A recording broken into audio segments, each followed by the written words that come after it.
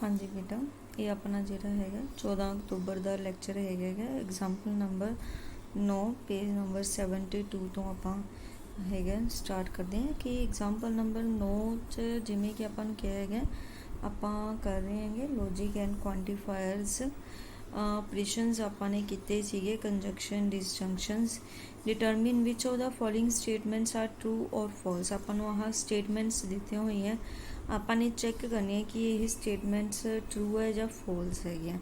ਠੀਕ ਹੈ, ਇਹਨਾਂ ਨੂੰ ਹੁਣ ਚੈੱਕ ਕਰਨ ਦਾ ਤਰੀਕਾ ਕੀ ਹੈ, ਜਿਵੇਂ ਆ ਪੂਰੀ ਦੀ ਪੂਰੀ ਆਪਾਂ ਨੂੰ ਸਟੇਟਮੈਂਟ ਦਿੱਤੀ ਹੋਈ ਹੈ, ਇਹਦੇ ਵਿੱਚ ਆਪਾਂ ਅਲੱਗ-ਅਲੱਗ ਜਿਹੜੇ ਹੈ ਕਿ ਪਾਰਟ ਚੈੱਕ ਕਰਾਂਗੇ।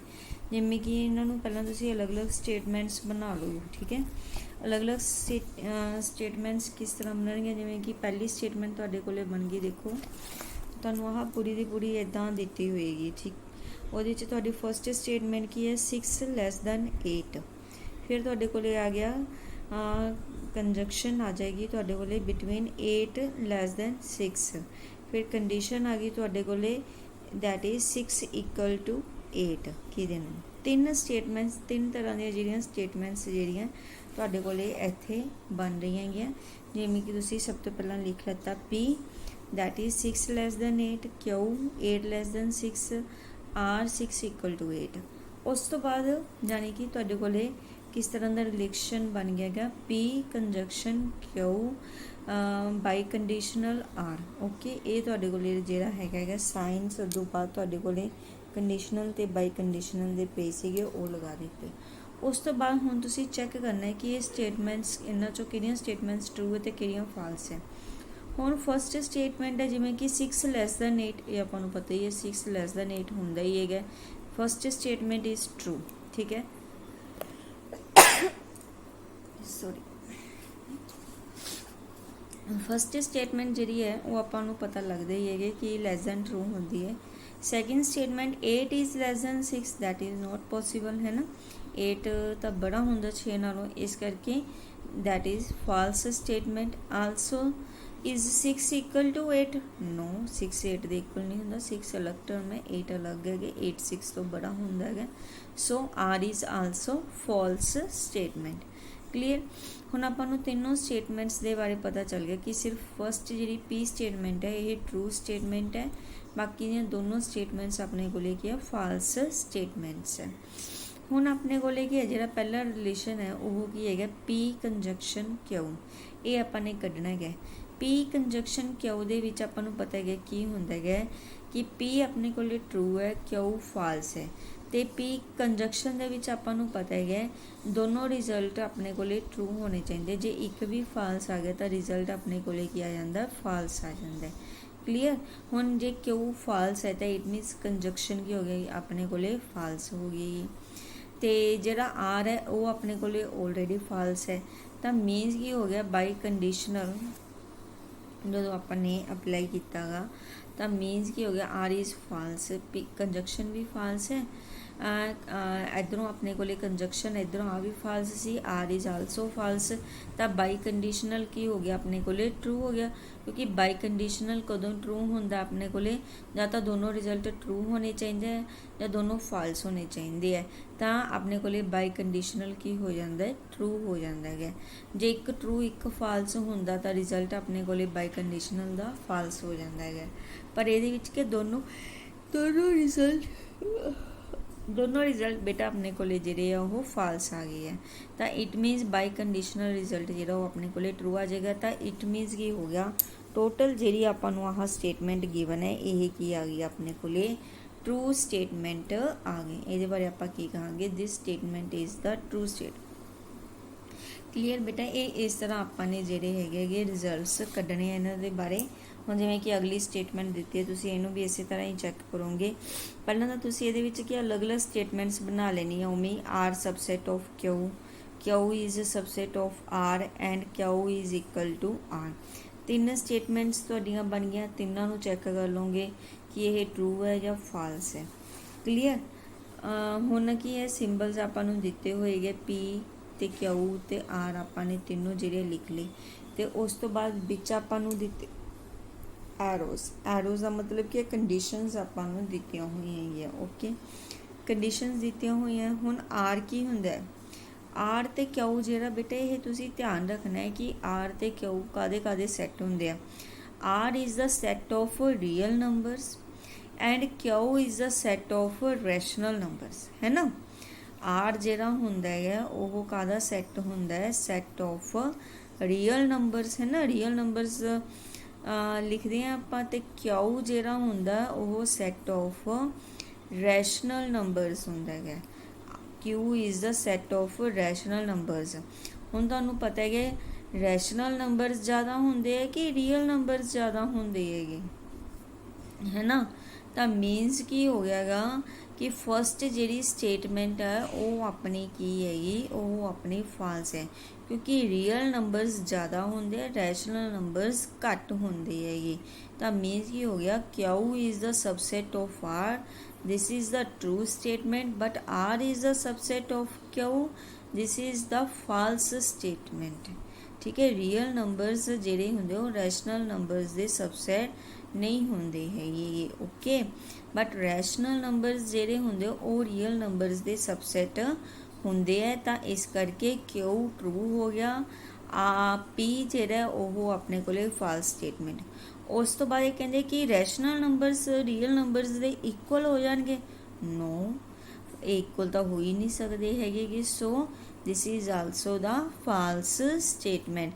रैशनल नंबर्स कदे भी रियल नंबर्स के इक्वल नहीं होंदे हैगे। देखो बेटा जिहड़े रियल नंबर्स होंदे है ना, रैशनल नंबर्स किहड़े होंदे हैगे, जिहड़े अपने कोले आए बटे दे विच होंदे है ना, जिहड़े आपां बटे दे विच लिख सकदे जिन्हां नंबर्स नूं आपां, वो सारे नंबर्स जिहड़े होंदे हैगे उन्हां नूं आपां की कहने आ, रैशनल नंबर्स कहने हैगे।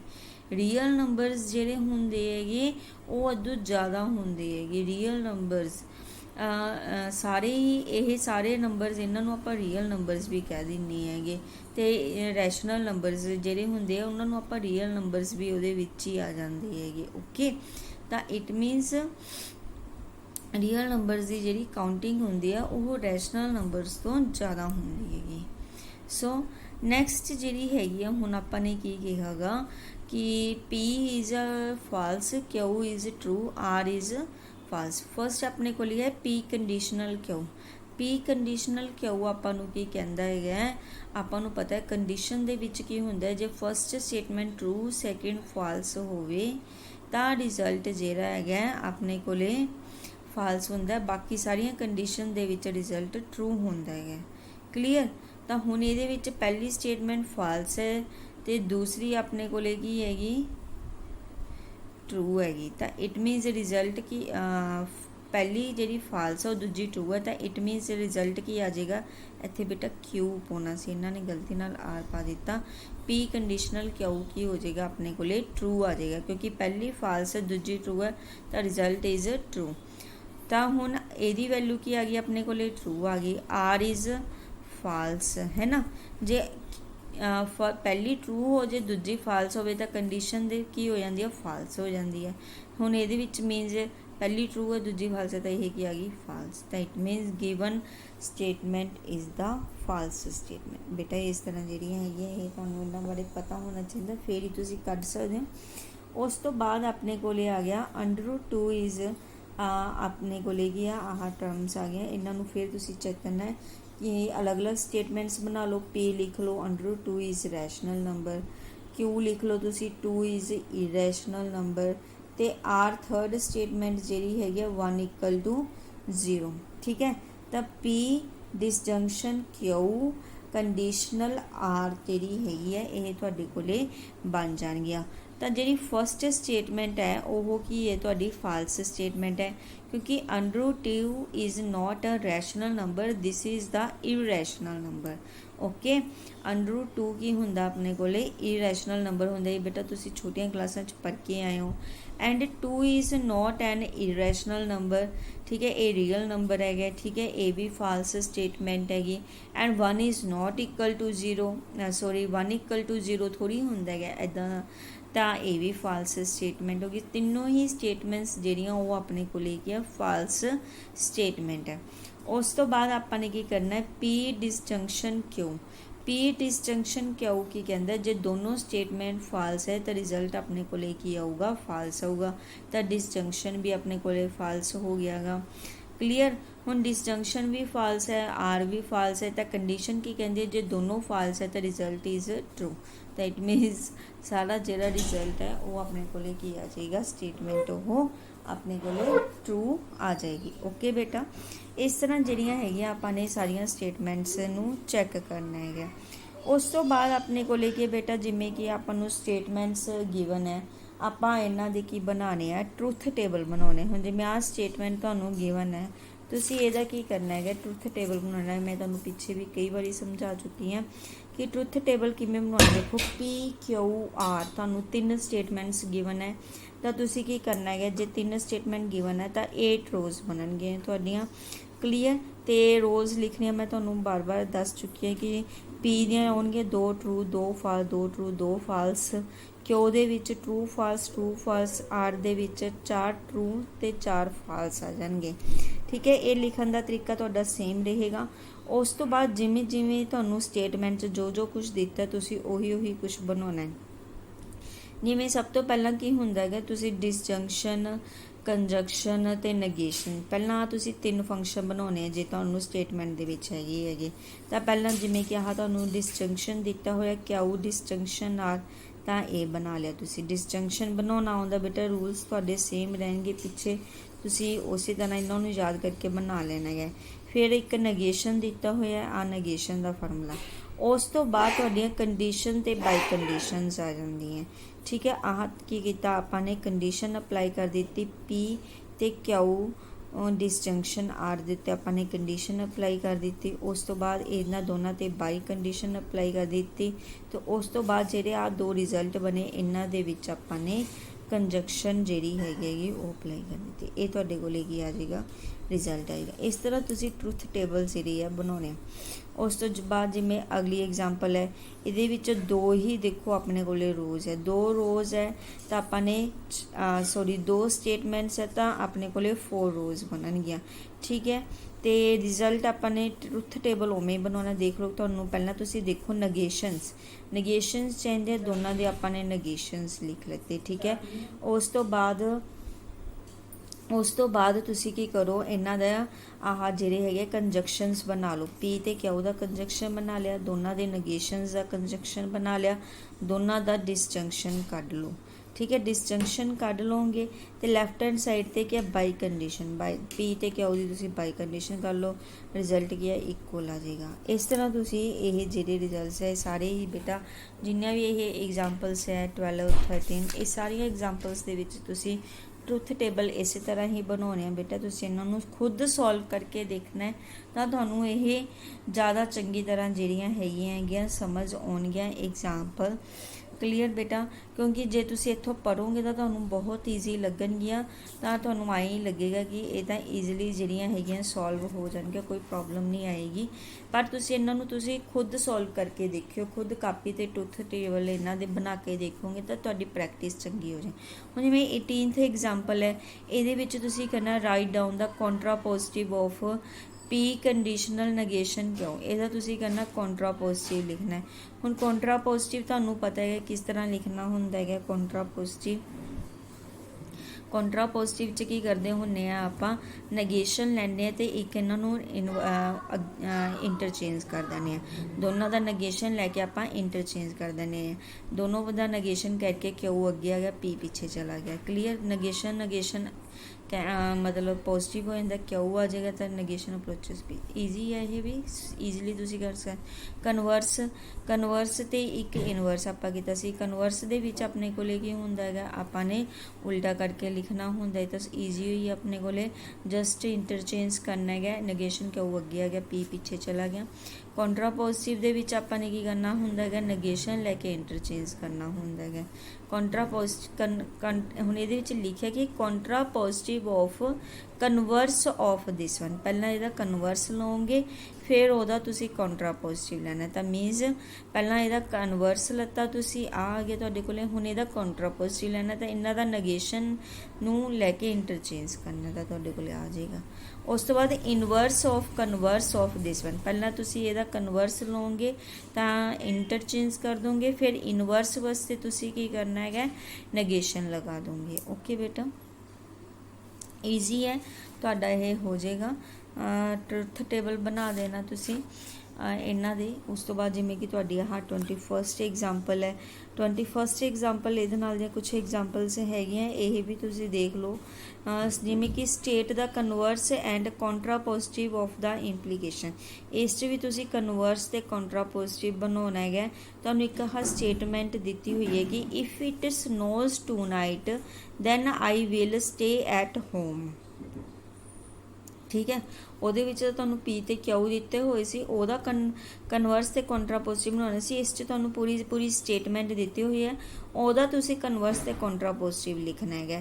ਤਾਂ ਪਹਿਲਾਂ ਤੁਸੀਂ ਕੀ ਕਰੋਗੇ, ਸਟੇਟਮੈਂਟ ਦੇ ਪਾਰਟਸ ਕਰ ਲਓਗੇ। ਤੁਹਾਡੇ ਕੋਲੇ ਕਿੰਨੀਆਂ ਸਟੇਟਮੈਂਟਸ ਹੈ, ਜਿਵੇਂ ਕਿ ਇਫ ਇਟ ਸਨੋਜ਼, ਦੇਖੋ ਤੁਹਾਨੂੰ ਪਤਾ ਚੱਲ ਰਿਹਾ ਕਿ ਕੰਡੀਸ਼ਨ ਹੈ ਇਹ ਕਿ ਜੇ ਸਨੋ ਹੋਏਗੀ, if it snows tonight ਤਾਂ ਮੈਂ ਘਰੇ ਰਹੂੰਗਾ, I will stay at home. ਤਾਂ ਦੋ ਸਟੇਟਮੈਂਟਸ ਹੋ ਗਈਆਂ ਤੁਹਾਡੇ ਕੋਲੇ। ਪੀ ਸਟੇਟਮੈਂਟ की कहती है इट स्नोज टू नाइट कि अज बर्फ पेगी, एंड सैकेंड स्टेटमेंट की कहती है ता मैं घरे रहूँगा, आई विल स्टे एट होम।